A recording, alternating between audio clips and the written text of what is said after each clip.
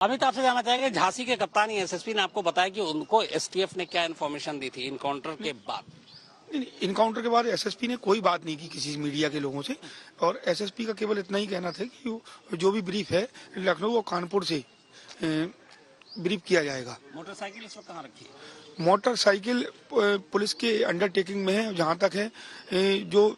थाना है बड़ा गांव थाना है, हाँ उसमें ही होना चाहिए मोटरसाइकिल। अमित, आपसे ये जानना चाहेंगे,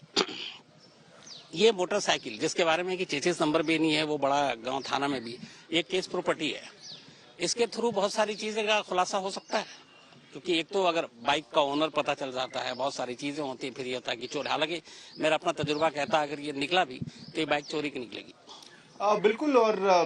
नंबर प्लेट नहीं होना, चेचिस नंबर नहीं होना, आमतौर पे ये दो, आप नंबर प्लेट नहीं होता तो चेसिस नंबर से चेक कराते हैं कि भाई बाइक का ओनर क्या है और क्या उसका कोई कनेक्शन है, और इस लिहाज से भी इम्पोर्टेंट है समझी, क्योंकि देखिए दिल्ली में असद की बात कही गई थी कि वो यहाँ से निकला, कानपुर गया, डीएनडी गया, फिर दिल्ली में संगम विहार में रहा, तो पॉसिबली जो लीड्स थे वो दिल्ली पुलिस के थ्रू, वहां जो इन्वेस्टिगेशन हुआ उसके थ्रू मिला होगा, तो ऐसे में बड़े इंपॉर्टेंट हो जाते हैं। जानना चाहता हूँ, चेचिस नंबर नहीं है, बाइक में इंजन नंबर भी तो होता है कि नहीं? बिल्कुल, लेकिन आप पॉइंट आउट कर रहे हैं कि ये चोरी की बाइक इन मोस्ट लाइकलीहुड जो है चोरी की बाइक होगी, तो बहुत ज्यादा कनेक्शन तो होने वाला नहीं है, लेकिन किसने हैंडओवर किया, क्या कोई सीसीटीवी फुटेज असद की निकलेगी इस स्पॉट के अलावा, क्योंकि यहाँ तो कोई सीसीटीवी है नहीं, ये तो ब्लाइंड स्पॉट है बिल्कुल, तो क्या शहर में, क्योंकि जो दावा हो रहा है कि हाईवे से ये चेज हुआ होगा या उसको ट्रैक डाउन किया गया, तो कहीं टोल पे, किसी ढाबे पे, हाईवे का लोकेशन है मल्टीपल, यहाँ पे हम देख रहे हैं कई सारे अच्छे ढाबे हैं, तो क्या कोई सीसीटीवी फुटेज निकल के आता है? हालांकि हम लोगों ने जो चेक किया है, जो दोनों टोल है वो एक आगे 30 किलोमीटर है, एक पीछे 30 किलोमीटर है, उसके अलावा बीच में इस स्ट्रेच पे जो ये लोकल हैं, चूंकि अमित और गौतम दोनों, कहीं भी CCTV camera blind spot maintain तो रहेगा। अब ऐसी चीजों के लिए सबसे सेफ चीजें होती है। मैं ये जानना चाहूंगा, जी मैं उसमें एक चीज पूछ रही थी जो कंटिन्यूटी में है कि शम्स ये बताइए कि मतलब आपने क्राइम की कई वारदातें देखी हैं, मतलब जो शख्स भाग रहा है 48 दिन से वो हेलमेट नहीं पहनता, जो शख्स भाग रहा है लगातार अपने फोन नंबर बदल रहा है, 48 दिन से पकड़ में नहीं आ रहा, उसके मोबाइल का कुछ ट्रैक होगा, और वो ऐसी गाड़ी बाइक क्यों यूज करेगा जिसमें नंबर प्लेट नहीं हो, ताकि पुलिस का सीधा शक आ जाए कि हाँ ये कोई अपराधी है, ऐसी बाइक क्यों यूज करेगा? इस सवाल भी आप पूछ रहे हो, जवाब भी आप खुद दे रही हो। मैं आपसे पूछ रही हूँ क्योंकि आप जानकार हैं, मुझे क्राइम के बारे में तो मैं वही बताना चाहता हूँ, जब एक कोई क्रिमिनल होता है, कोई चोर होता है, तो उसके मन के अंदर वैसे ही डर होता है कि पकड़े जाएंगे। सड़क पर जब आप जाते हैं और आपको पता है कि आप वांटेड हैं, आपके ऊपर इनाम है,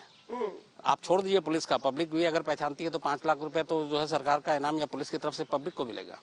ऐसे सिचुएशन में, ऐसी सूरत में अपना चेहरा खुलेआम दिखाते हुए, अच्छा चलिए वो तो छोड़ दीजिएगा, आपको पहचाना जाएगा, सबसे पहले सड़क पे ट्रैफिक पुलिस है,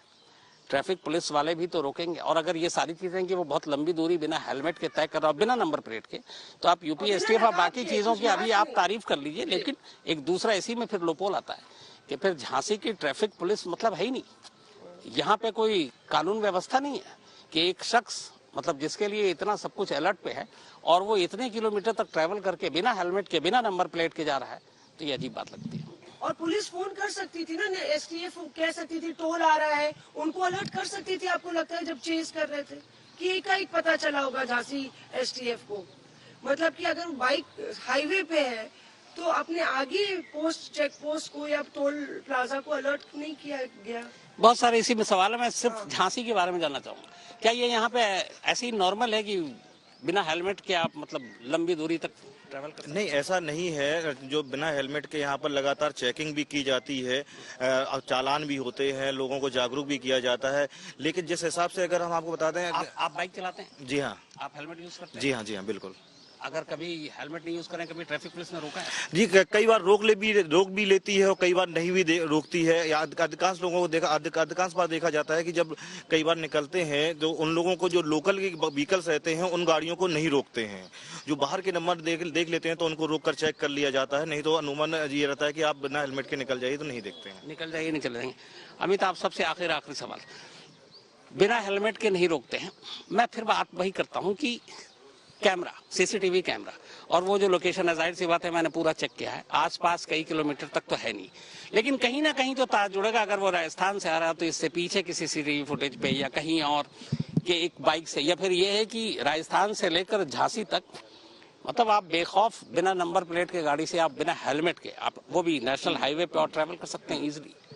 ये सवाल बिल्कुल रहेगा कि आखिरकार जो लास्ट स्पॉटिंग है असद और गुलाम की, वो क्या थी, आखिरी लोकेशन नोन क्या था, क्योंकि ये तो ब्लाइंड स्पॉट मान लिया और आप कह रहे हैं कि 30 किलोमीटर आगे पीछे भी मान लेते हैं, लेकिन इस बीच में क्या राजस्थान से अगर वो अजमेर से झांसी आया, और जो एक थ्योरी अब बनाई जा रही है कि शायद जो कैवलकेड था अतीक अहमद का, उस पे अटेम्प्ट हो सकता था अटैक करने का, ये थ्योरी जो आ रही है, तो उस बीच में भी तो कहीं पे कोई ट्रेस होता। लेकिन ये सवाल सबसे बड़ा ये भी बनेगा कि एक वांटेड क्रिमिनल जिसके पीछे यूपीएसटीएफ, पूरा यूपी का administration from top to bottom लगा हुआ है फॉर द पास्ट 49 डेज, वो शकल दिखा के क्यों घूमेगा अगर झांसी में घूम रहा है और लोकल पुलिस को इन्फॉर्मेशन नहीं है? बिल्कुल। तो ये तो बहुत बड़ा सवाल है लोकल इंटेलिजेंस पे। इस एनकाउंटर को लेके अभी राजनीति और तेज होगी, और क्या ये अभी लंबे वक्त तक चलेगा? चुनाव भी अगले साल है। बिल्कुल, मुझे लगता है कि देखिए ये बीजेपी के लिए भी तुरुप का इक्का है, क्योंकि उनको एक संदेश देना है। पहले से ही आप देखिए कि उमेश पाल की पत्नी ने स्वागत किया है, बधाई दी है कि तो जो कोई संदेश क्या सरकार है कि नहीं अब करे। अदालत जाने की जरूरत नहीं है, सब सड़क पे ही हो जाएगा, यही संदेश या कुछ और? नहीं, फिर भी देखिए आपकी विपक्ष भी कह रहा है ना कि ये आपके कानून पे एक करारा तमाचा है, आपकी कानून व्यवस्था जो पर सवालिया निशान खड़ा करता है। लोगों का भरोसा उठेगा कि इनकाउंटर ही रास्ता है। और जिस तरह से आपने भी कहा था कि हैदराबाद से जो ट्रेंड शुरू हुआ है शम्स, वो काफी घातक ट्रेंड है कि आप इनकाउंटर से ही जस्टिस करेंगे, फिर हमारी अदालतें किस लिए?